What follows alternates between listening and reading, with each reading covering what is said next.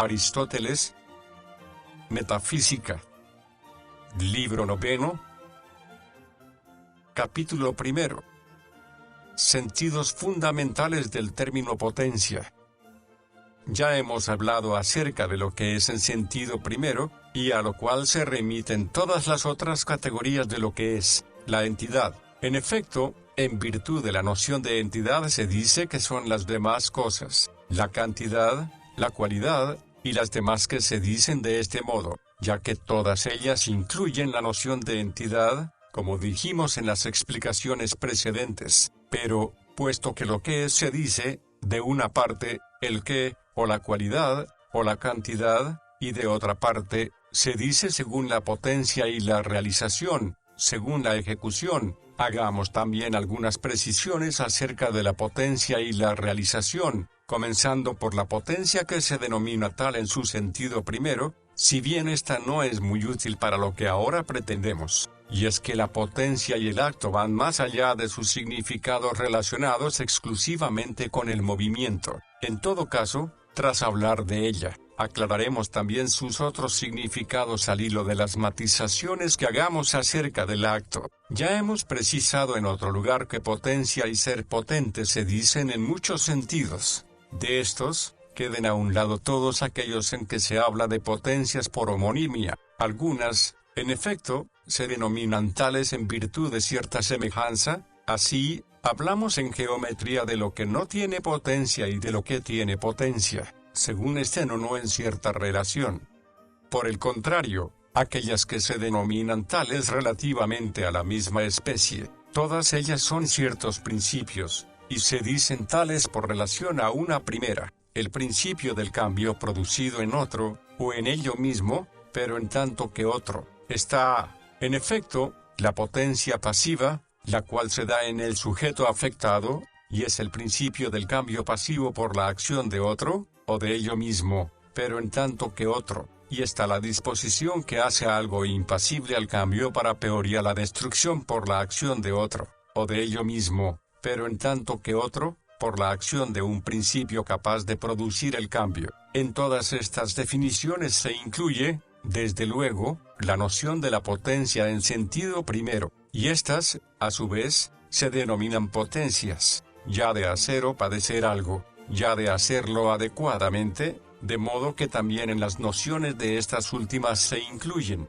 en algún modo, las nociones de las potencias anteriormente definidas. Es, pues, evidente que las potencias de hacer y padecer son, en cierto modo, en efecto, una cosa tiene potencia, bien porque ella misma puede padecer, bien porque otra cosa puede padecer por su acción. Sin embargo, en cierto modo son diversas, y es que la una está en el paciente, por tener un cierto principio, y porque la materia es un cierto principio, es por lo que el paciente padece, pacientes distintos bajo la acción de agentes distintos. Así, lo grasiento es combustible, y lo que cede en ciertas condiciones es comprimible, y de modo semejante en los demás casos, mientras que la otra está en el agente. Así, el calor y el arte de construir están, el uno en lo que es capaz de calentar y el otro en lo que es capaz de construir. Por eso, en la medida en que una cosa está dotada de unidad natural,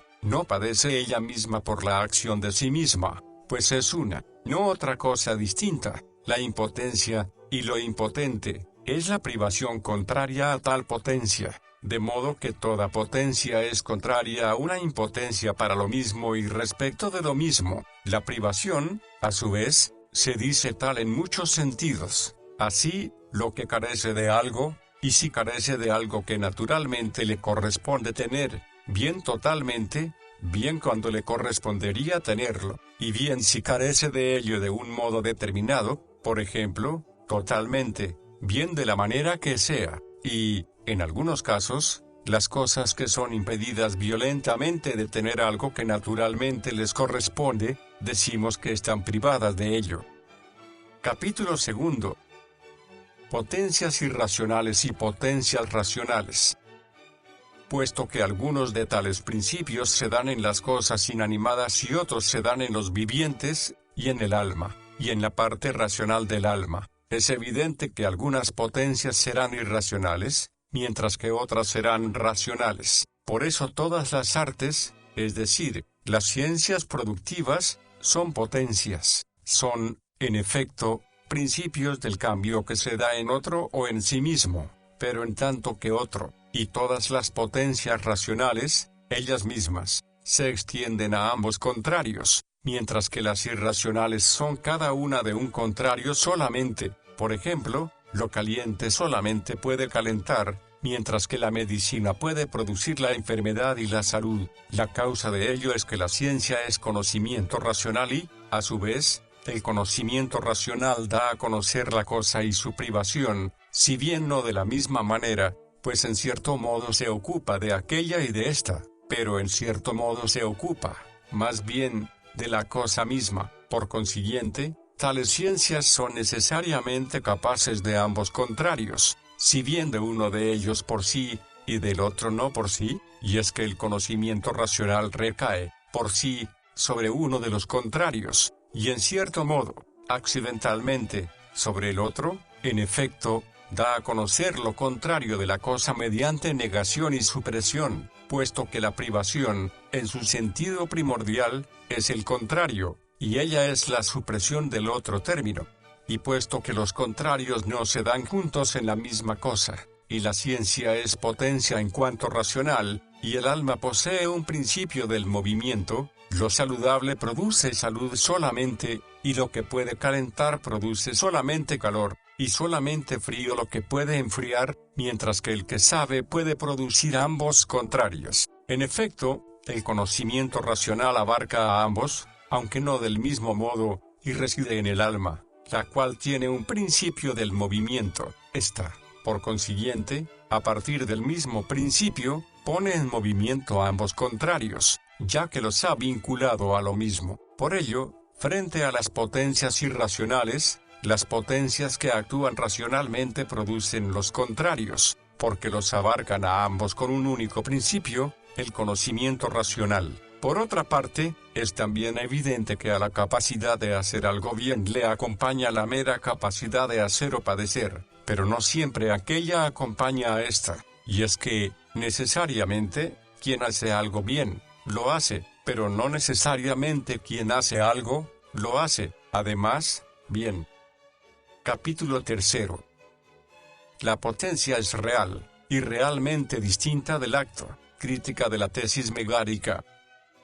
Hay algunos que afirman, como los megáricos, que solo se tiene potencia para actuar cuando se actúa, y cuando no se actúa, no se tiene. Por ejemplo, que el que no está construyendo no puede construir, sino solo el que está construyendo, mientras construye, y lo mismo en los demás casos. No es difícil ver los absurdos en que estos caen, pues, evidentemente, uno no será constructor si no construye, pues ser constructor es ser capaz de construir, y lo mismo en las demás artes. Pues bien, si es imposible tener tales artes si no se han aprendido y adquirido alguna vez, y si es imposible no tenerlas si no se han perdido, sea por olvido, por alguna afección o por el paso del tiempo, no, desde luego, porque se haya destruido aquello de que se ocupa el arte, pues eso permanece siempre. Es que uno va a dejar de poseer el arte cuando cesa de ejercerlo, pero va a ser capaz de edificar,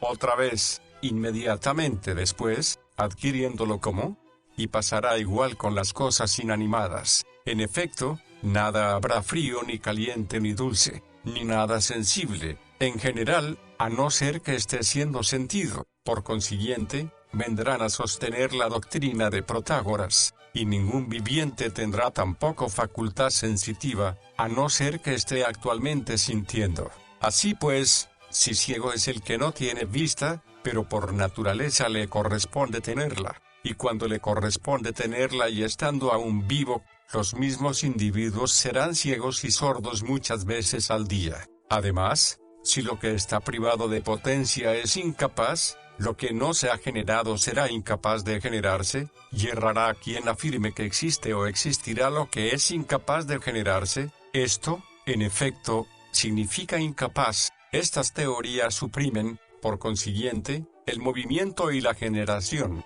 y es que el que está de pie estará siempre de pie, y el que está sentado, sentado, puesto que es imposible que se ponga de pie el que es incapaz de ponerse de pie. Ahora bien, si no cabe afirmar cosas tales, es evidente que potencia y acto son distintos. Aquellas doctrinas, sin embargo, identifican potencia y acto, con lo que tratan de suprimir algo de no escasa importancia, y, por tanto, cabe que algo pueda ser, pero no sea, y pueda no ser, pero sea, e igual en las demás categorías, que siendo capaz de andar, no ande, y que no esté andando, aun siendo capaz de caminar. Algo es posible o capaz cuando no resulta ningún imposible al realizarse en ello el acto cuya potencia o capacidad se dice que posee. Quiero decir, por ejemplo, que si alguien es capaz de sentarse y puede sentarse, no resultará ningún imposible si se sienta. E igualmente,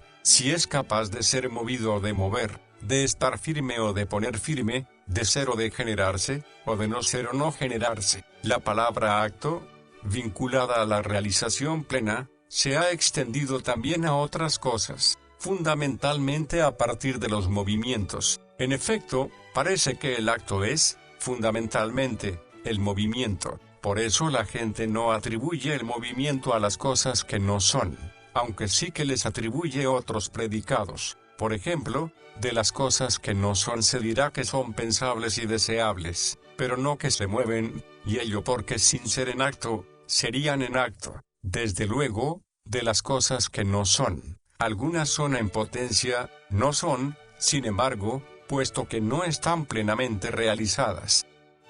Capítulo 4. Lo imposible y la imposibilidad.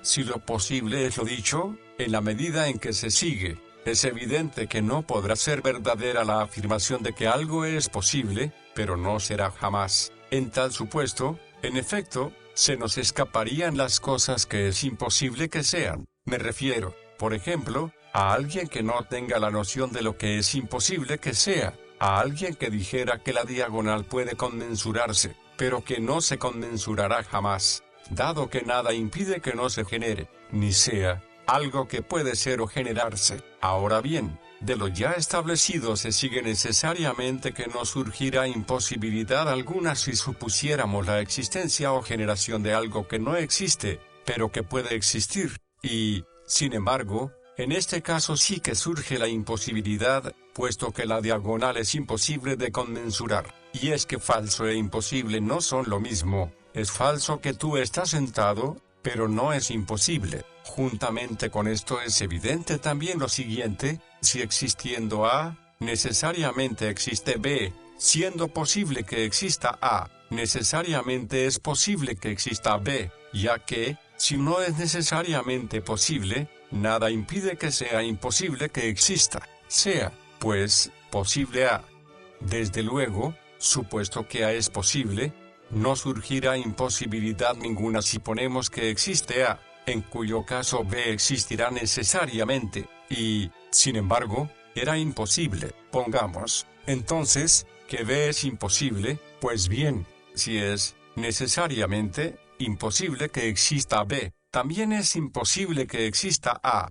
Ahora bien, hemos comenzado estableciendo que B es imposible, luego, también lo es lo segundo. Por consiguiente, si A es posible, también B será posible, si su relación era tal que existiendo A, existe necesariamente B. Y si estando A y B relacionados de este modo, B no fuera talmente posible, tampoco la relación entre A y B sería la que hemos establecido. Y si siendo posible A, es necesariamente posible B, si existe A, también existirá necesariamente B. En efecto, que B es necesariamente posible si A es posible significa lo siguiente, que si A existe como, y cuando, era posible que existiera, B necesariamente existe también al mismo tiempo y del mismo modo. Capítulo 5. Tipos de potencias, modo de actualización.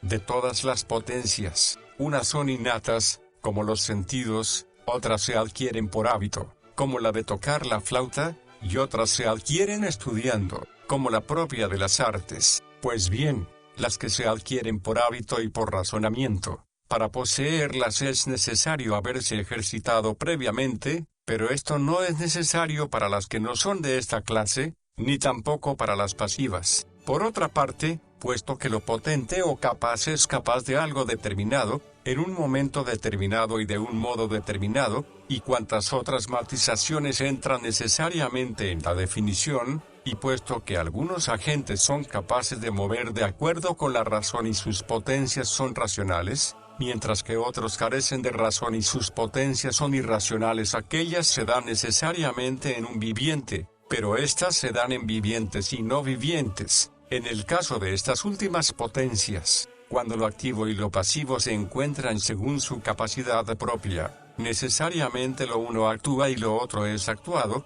En el caso de aquellas potencias, por el contrario, esto no ocurre necesariamente, y es que todas las potencias irracionales producen, cada una de ellas, una sola cosa, mientras que las racionales producen ambos contrarios y, por tanto, producirían a la vez cosas contrarias, lo cual es imposible. El dominio ha de corresponder, pues, a otra cosa, y me refiero al deseo o la elección. En efecto, cuando el agente esté y se encuentre con lo pasivo conforme a su capacidad propia, realizará uno de los contrarios, aquel que desee dominantemente, de modo que todo agente capaz de actuar de acuerdo con la razón hará necesariamente, cuando lo desee, aquello para lo cual tiene capacidad, y en el modo en que la tiene, y tiene tal capacidad cuando lo pasivo está presente, y se halla en determinadas condiciones. De no ser así, no será capaz de actuar, y no es necesario en absoluto añadir la matización si nada exterior lo impide, ya que tiene potencia en la medida en que es potencia de actuar, y esta no es potencia de modo absoluto, sino bajo determinadas condiciones en que quedarán excluidos los impedimentos exteriores. Estos, en efecto, los excluyen algunas de las condiciones presentes en la definición. Por ello, aun cuando quiera o desee hacer a la vez dos cosas, o las dos cosas contrarias, no podrá hacerlas, y es que la potencia para ambos contrarios no la tiene de esta manera, ni es potencia para hacerlos a la vez. Actuará, más bien, según el modo en que es potencia para ellos. Capítulo 6. Noción y tipos de acto. Puesto que hemos hablado ya acerca de la potencia que se dice tal respecto del movimiento, apliquemos nuestro análisis al acto. ¿Qué es el acto, y qué características posee? Al analizarlo, nos quedará claro, a un tiempo, lo capaz o posible, que no solamente denominamos capaz o posible a aquello que es, por naturaleza, apto para mover otra cosa, o para ser movido por otra cosa, ya simplemente ya en algún aspecto, sino que también usamos tal denominación en otro sentido, con vistas a cuya investigación hemos tratado también acerca de aquellos. Acto es, pues, que la cosa exista, pero no como decimos que existe en potencia. Decimos que existe en potencia. Por ejemplo, el Hermes en la madera y la semirrecta en la recta entera, ya que podría ser extraída de ella, y el que sabe, pero no está ejercitando su saber, si es capaz de ejercitarlo. Lo otro, por su parte, decimos que está en acto. Lo que queremos decir queda aclarado por medio de la inducción a partir de los casos particulares, y no es preciso buscar una definición de todo, sino que, a veces, basta con captar la analogía en su conjunto, que en la relación en que se halla el que edifica respecto del que puede edificar se halla también el que está despierto respecto del que está dormido, y el que está viendo respecto del que tiene los ojos cerrados, pero tiene vista, y lo ya separado de la materia respecto de la materia, y lo ya elaborado respecto de lo que está aún sin elaborar, quede el acto separado del lado de uno de los miembros de esta distinción y lo posible o capaz, del otro. No todas las cosas se dice que están en acto del mismo modo, sino de modo análogo. Como esto se da en esto otro, o en relación con esto otro, así se da aquello en aquello otro, o en relación con aquello otro. En efecto,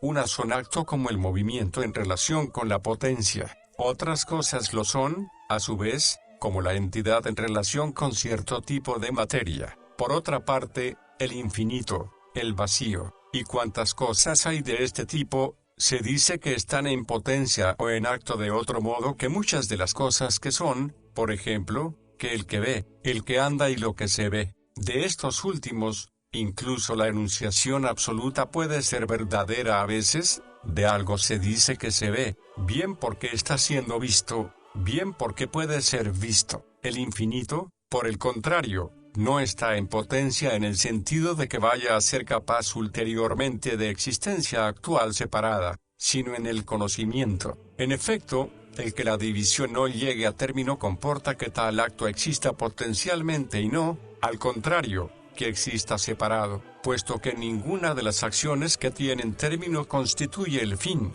sino algo relativo al fin como, por ejemplo, del adelgazar lo es la delgadez, y el sujeto, mientras está adelgazando, está en movimiento en cuanto que aún no se da aquello para lo cual es el movimiento. Ninguna de ellas es propiamente acción o, al menos, no es acción perfecta, ya que no es el fin. En esta, por el contrario, se da el fin y la acción. Así, por ejemplo, uno sigue viendo cuando ya ha visto, y medita cuando ya ha meditado, y piensa cuando ya ha pensado, pero no sigue aprendiendo cuando ya ha aprendido, no sigue sanando cuando ya ha sanado. Uno sigue viviendo bien cuando ya ha vivido bien, y sigue sintiéndose feliz cuando ya se ha sentido feliz. Si no, deberían cesar en un momento determinado, como cuando uno adelgaza. Pero no es este el caso, sino que se vive y se ha vivido. Pues bien, de ellos los unos han de denominarse movimientos y los otros,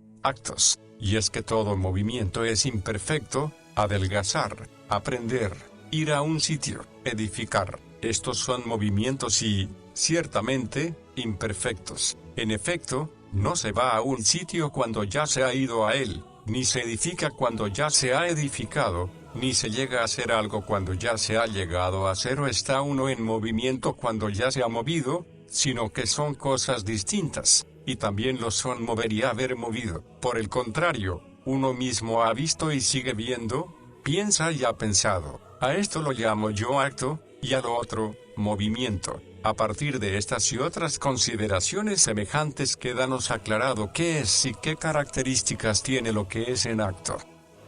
Capítulo 7. Cuando algo es potencialmente algo. Hemos de definir cuándo cada cosa está en potencia y cuándo no, puesto que no está en potencia en cualquier momento. Por ejemplo, la tierra es, ¿acaso, en potencia hombre, o no? Sino más bien cuando ya se ha convertido en esperma.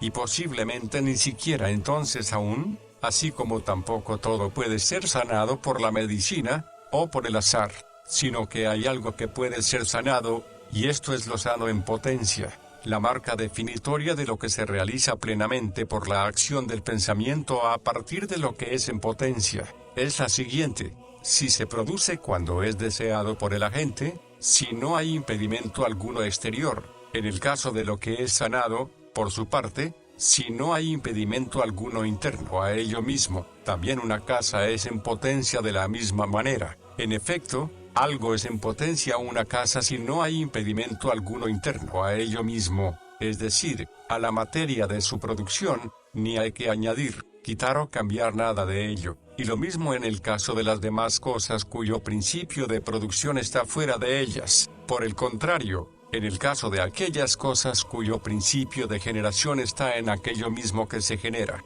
estarán en potencia si, de no haber impedimento alguno exterior, llegan a ser por sí mismas. Por ejemplo, el esperma no es aún en potencia hombre, puesto que tiene que depositarse en otro y transformarse, pero una vez que ha llegado a ser tal, por el principio que le es propio, entonces ya lo es en potencia.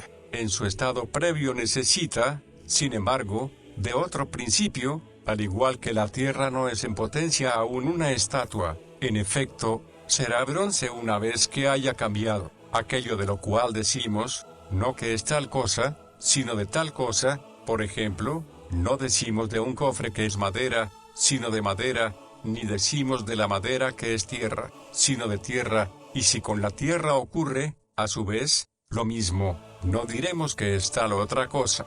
sino de tal otra cosa, parece que la tal cosa es siempre, absolutamente hablando, lo último en potencia. Así, el arca no es de tierra, ni tierra, sino de madera. Esta es, en efecto, arca en potencia y es, ella misma, la materia del arca, la madera en general, del arca en general, esta madera concreta, de esta en concreto. Y si existe algo primero que ya no se dice, por otra cosa, que es de tal cosa, eso será la materia primera. Así, si la tierra es de aire, y el aire no es fuego, sino de fuego, el fuego será la materia primera que no es ya una realidad particular determinada. En efecto, el sujeto de predicaciones y el sustrato son diferentes según sean o no sean una realidad determinada. Así, el sujeto de las afecciones es un hombre, alma y cuerpo, y la afección es músico y blanco, y cuando la música ha sido adquirida,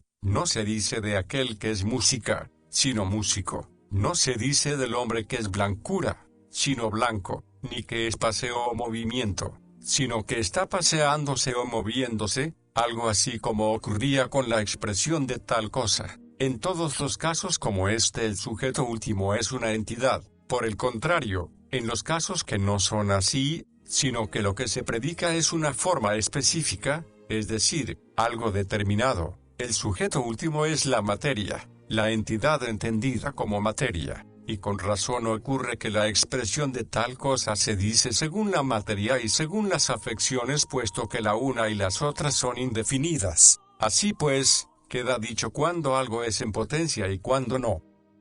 Capítulo 8. Anterioridad del acto respecto de la potencia.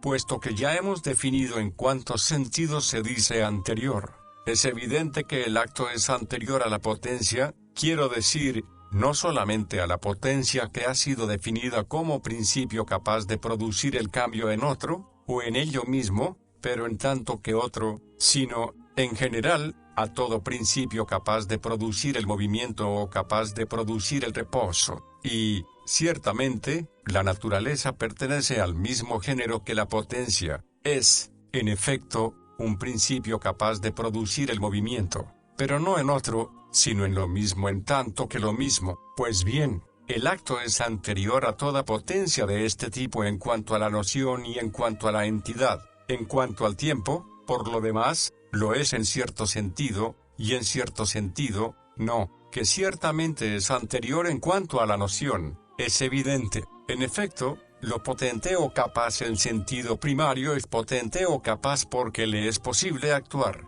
Así, digo que es constructor el que puede construir, y capaz de ver el que puede ver, y visible lo que puede ser visto. Y el mismo razonamiento vale en los demás casos, de modo que la noción de acto necesariamente precede a la de potencia, y el conocimiento de aquel precede al conocimiento de ésta. En cuanto al tiempo es anterior en el sentido siguiente, lo actual es anterior tratándose de lo mismo en cuanto a la especie, pero no numéricamente. Quiero decir esto, que respecto de este individuo humano que ya es en acto, respecto del trigo y respecto de alguien que está actualmente viendo, son, en cuanto al tiempo, anteriores la materia, la semilla y el que es capaz de ver, y estos últimos son en potencia, pero no en acto, hombre, trigo y alguien que ve. Sin embargo, anteriores a estos en cuanto al tiempo hay otras cosas que son en acto, por las cuales son generados estos. Y es que lo que es en acto se genera siempre de lo que es en potencia por la acción de algo que es en acto,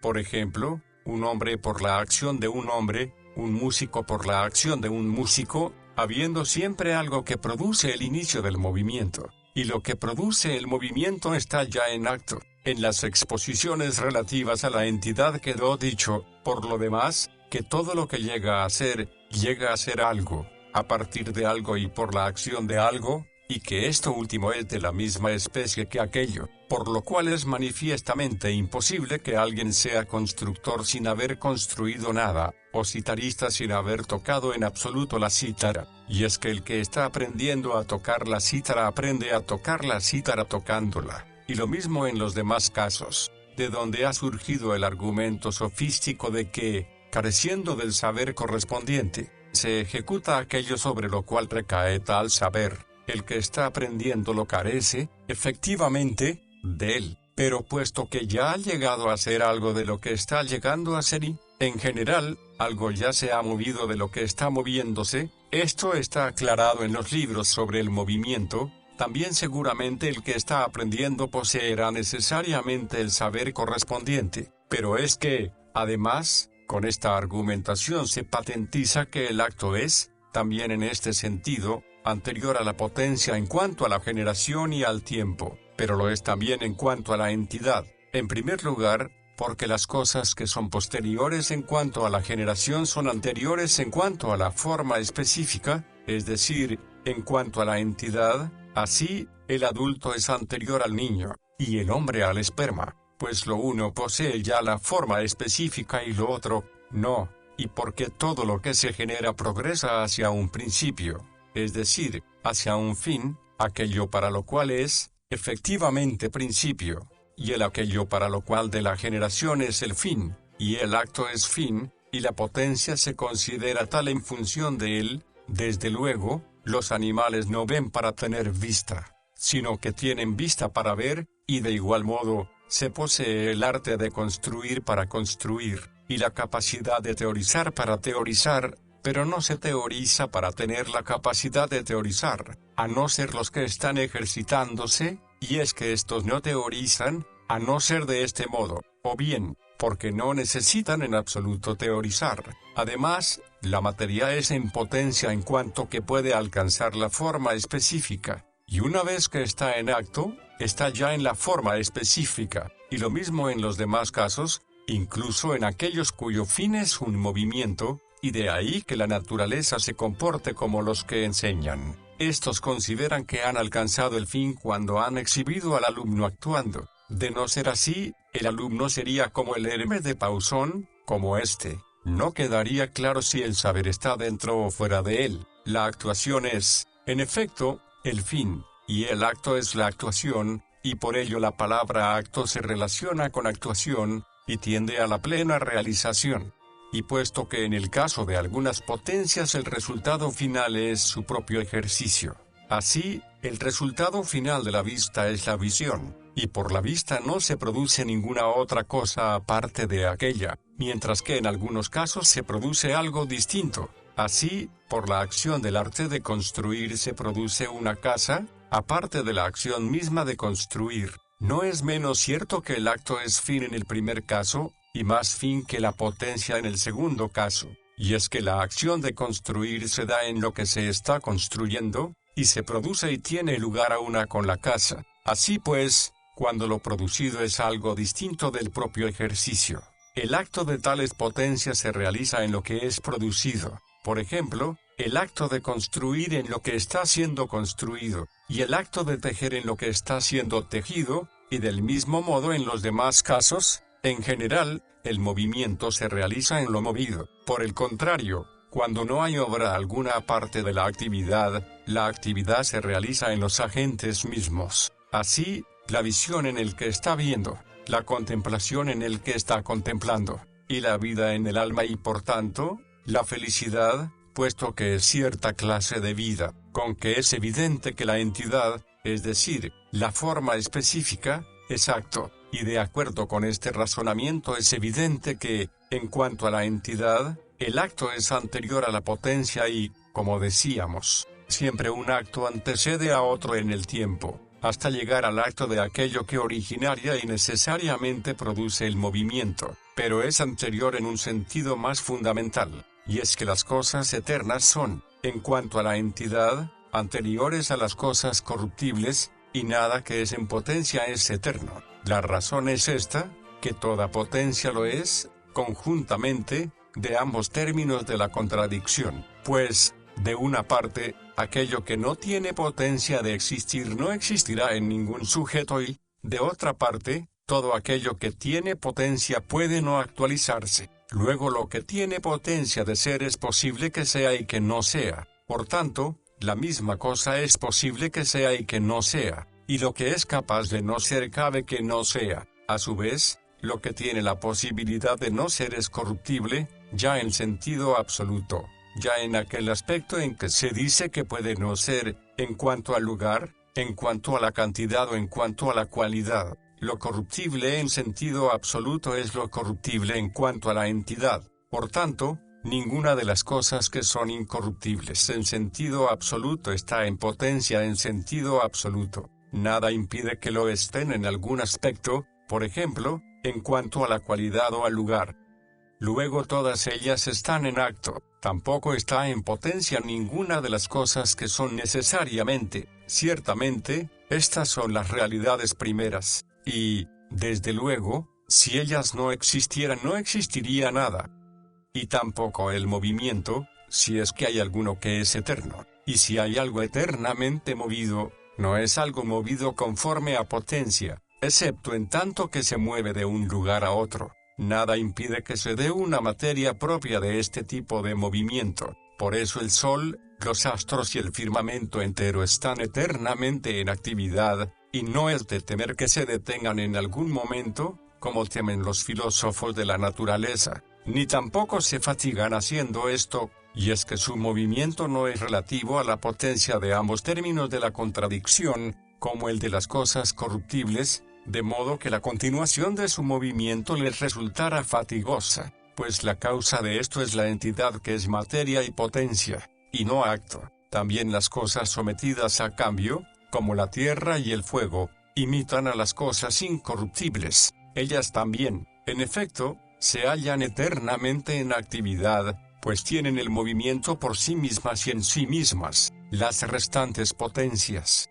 de acuerdo con las precisiones que hemos hecho, son todas ellas de ambos términos de la contradicción. En efecto, lo que tiene potencia para mover de cierto modo puede también mover no de ese modo, como es el caso de las potencias racionales todas. Las potencias irracionales mismas, a su vez, lo son de ambos términos de la contradicción, según se den o no se den. Así pues, si existen naturalezas o entidades tales como los dialécticos dicen que son las ideas, habrá algo que sabe más que el saber mismo, y algo que está en movimiento más que el movimiento mismo, pues los citados en primer lugar son actos mayormente, mientras los segundos son potencias de tales actos, que el acto es, ciertamente, anterior a la potencia y a todo principio de cambio, es evidente.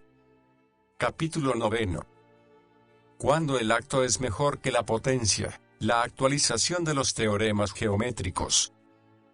Que el acto de una potencia valiosa es mejor y más estimable que ella, es evidente por cuanto sigue. En el caso de las cosas que se dicen según la potencia, cada una, ella misma, es capaz de los contrarios. Por ejemplo, lo que se dice que es capaz de estar sano es, ello mismo, también y al mismo tiempo, capaz de estar enfermo. Es la misma. En efecto, la potencia de estar sano y de estar enfermo, de estar quieto y de moverse, de edificar y de demoler, de ser edificado y de derrumbarse, la capacidad para los contrarios se da a la vez, si bien es imposible que los contrarios se den a la vez, es decir, que se den a la vez los actos correspondientes, por ejemplo, estar sano y estar enfermo, y, por tanto, necesariamente uno de ellos es el bueno, mientras que la potencia es o buena y mala por igual, o ni lo uno ni lo otro. Así pues, el acto es mejor, a su vez,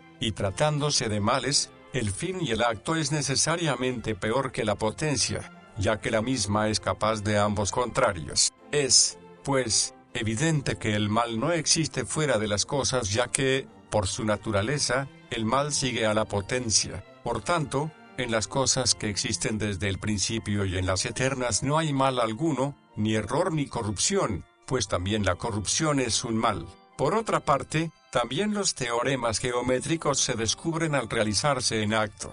Los encuentran, en efecto, al realizar las divisiones correspondientes. Y si las divisiones estuvieran ya realizadas, los teoremas serían obvios, pero están contenidos solamente en potencia, porque los ángulos del triángulo equivalen a 2 rectos, porque los ángulos alrededor de un punto son iguales a 2 rectos, y, ciertamente, si se traza la paralela a uno de los lados, para quien lo contemple será inmediatamente evidente, y, ¿Por qué un ángulo inscrito en un semicírculo es recto en todos los casos? Porque si se trazan tres líneas iguales, la base compuesta por dos de ellas y la recta trazada desde el centro, resultará obvio para quien lo contemple, si conoce el teorema anterior, con que es evidente que los teoremas, que están potencialmente, se descubren al ser llevados al acto, y la causa es que su actualización es el pensamiento y, por tanto,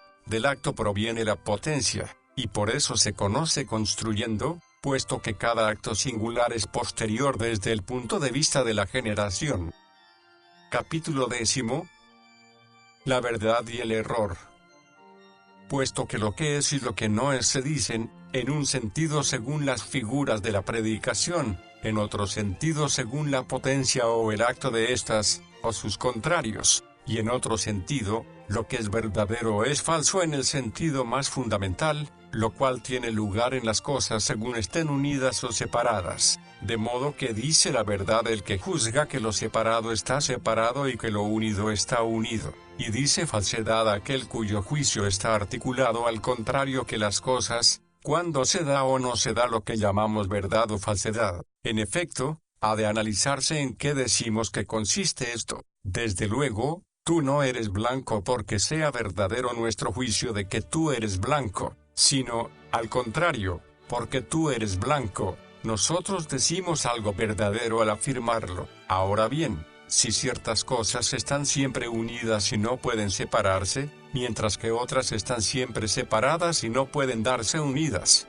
y en fin, otras pueden darse de estos dos modos contrarios, ser consiste en darse unido y en ser uno, mientras que no ser consiste en no darse unido, sino en ser una pluralidad. Y respecto de las cosas que tienen esta doble posibilidad, la misma opinión y el mismo enunciado viene a ser verdadero y falso, es decir, puede a veces decir la verdad y a veces una falsedad. Por el contrario, respecto de las cosas que no pueden ser de otro modo que como son, el mismo enunciado no viene a ser a veces verdadero y a veces falso, sino que por siempre es verdadero y falso lo mismo. Ahora bien, respecto de las cosas carentes de composición, ¿qué es ser y no ser? Y la verdad y la falsedad. Desde luego, no se trata de algo compuesto que, por tanto, sea cuando esté unido y no sea cuando esté separado, como es la madera blanca o la diagonal inconmensurable. Y tampoco la verdad y la falsedad se pueden dar como en estos casos citados, pues así como la verdad no es lo mismo en estas cosas, así tampoco es lo mismo el ser. Más bien, la verdad y la falsedad consisten en esto: la verdad, en captar y enunciar la cosa, pues enunciar y afirmar no son lo mismo, mientras que ignorarla consiste en no captarla, ya que no cabe el error acerca del qué es, a no ser accidentalmente, y lo mismo acerca de las entidades carentes de composición, no es posible, ciertamente, el error acerca de ellas, y todas ellas son en acto, no en potencia, ya que, de no ser así, se generarían y destruirían, pero lo que es mismo ni se genera ni se destruye, pues tendría que generarse a partir de otra cosa. Así pues, respecto de las cosas que son una esencia, y que son actos, no es posible errar, sino captarlas o no. No obstante, acerca de ellas nos preguntamos por el qué es, si son tales o no, en cuanto al ser en el sentido de ser verdadero y al no ser en el sentido de ser falso. En un caso es verdadero si está unido, y en el otro caso es falso si no está unido, y en el primer caso, si es así, y si no es así, no es, y la verdad consiste en captarlos, y no cabe falsedad ni error, sino ignorancia, pero no como la ceguera.